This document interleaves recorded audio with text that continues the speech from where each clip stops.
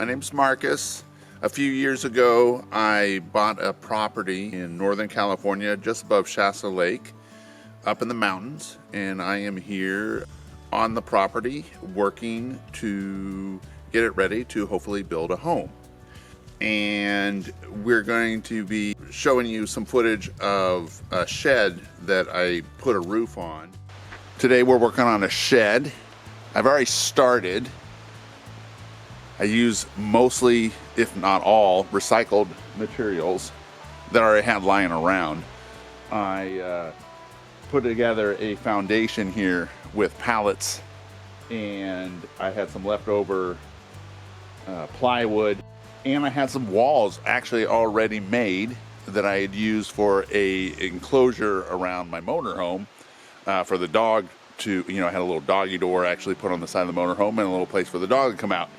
So I've used those walls. They're 6 feet tall. I extended them out, and I have an 8 by 10 shed area, and I'm just going to put a roof on it.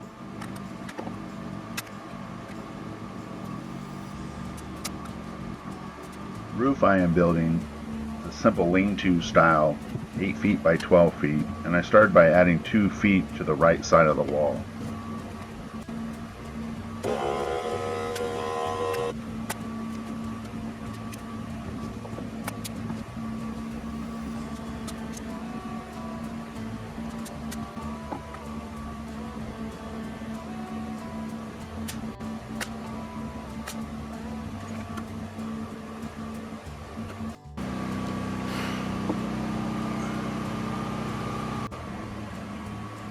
To make the rafters, I just placed a board on top and marked where the bird mouth cutouts should be and the angle of the cuts.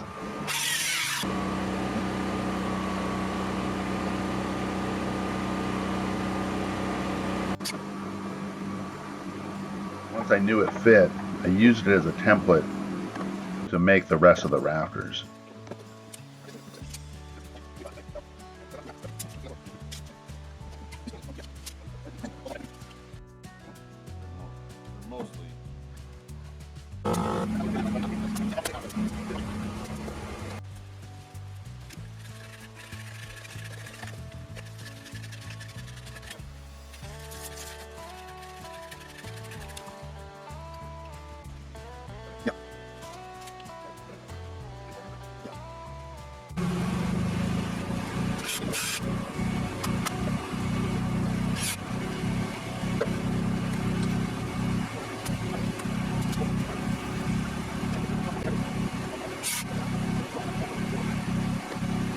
I then needed to add some blocking in between the rafters, since the plywood going on top is 8 feet, but it's 10 feet for the rafters, so I needed somewhere to put the pieces of plywood together, where they transition.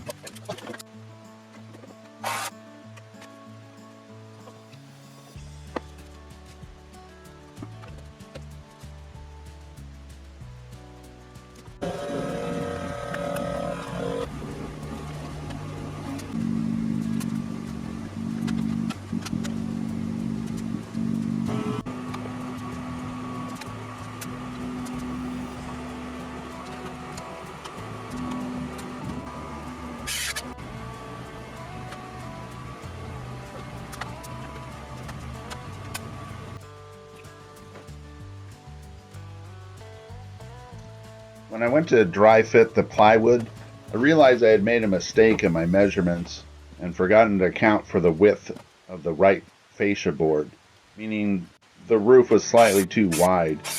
So I just cut it back by by 1 3/4 inches and then reattached the fascia board.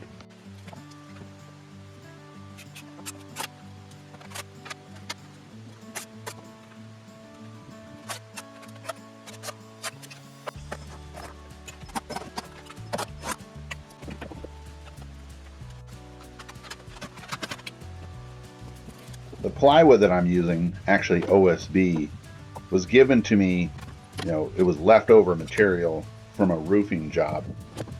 But it works really good here, of course. And I only really had to buy one piece, that and some 2x4s that I got from Home Depot. I got it all for half off because I just got damaged pieces.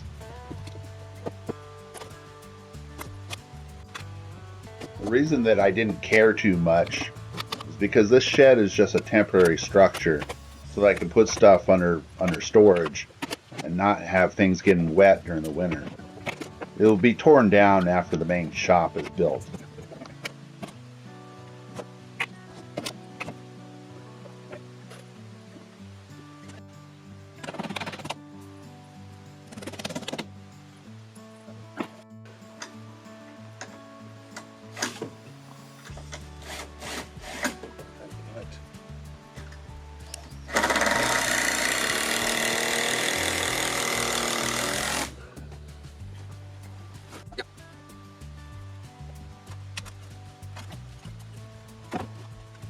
I used other odds and ends of different OSB and plywood that I had lying around to complete the roof.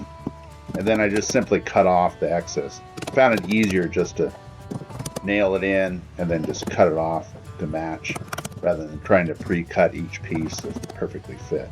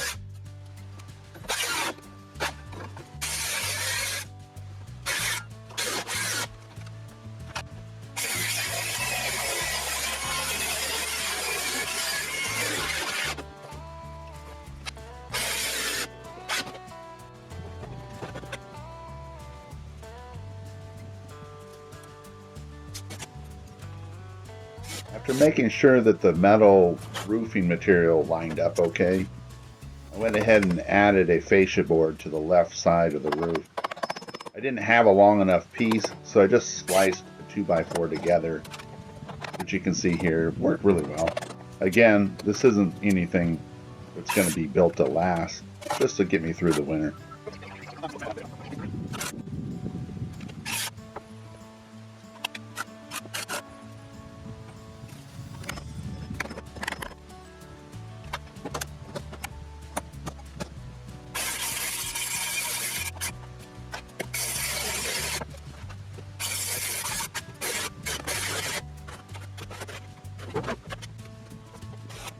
One thing to note about these roofing panels is that they come 36 inches wide and they're 12 feet long.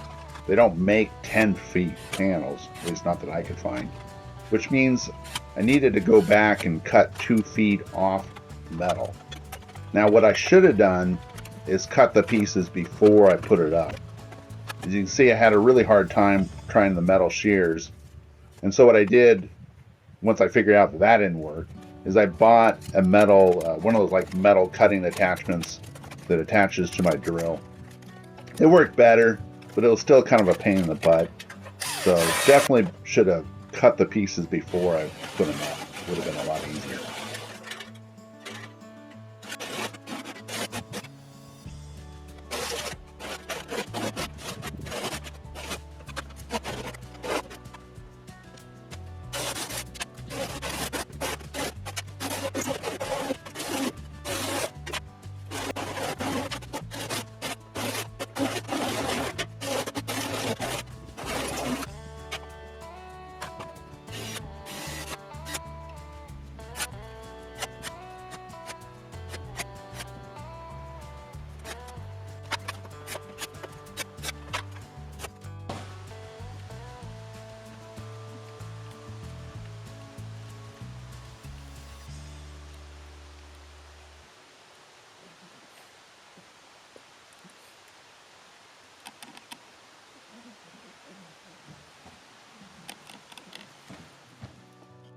Next week, I want to kind of go over some drone footage I'll hopefully have for you. It'll be kind of exciting to really get a better overview of the site. We will be talking about the gravel driveway, or the gravel that I've added. I'll be showing footage on that. And I'll also finish up the shed, and then talk about house plans, shop plans, all that's coming up. I don't know if we'll make it all to next video. I appreciate your support. Thank you all for watching, and I look forward to talking to everybody and showing you our progress next week. All right, thank you, and have a great day.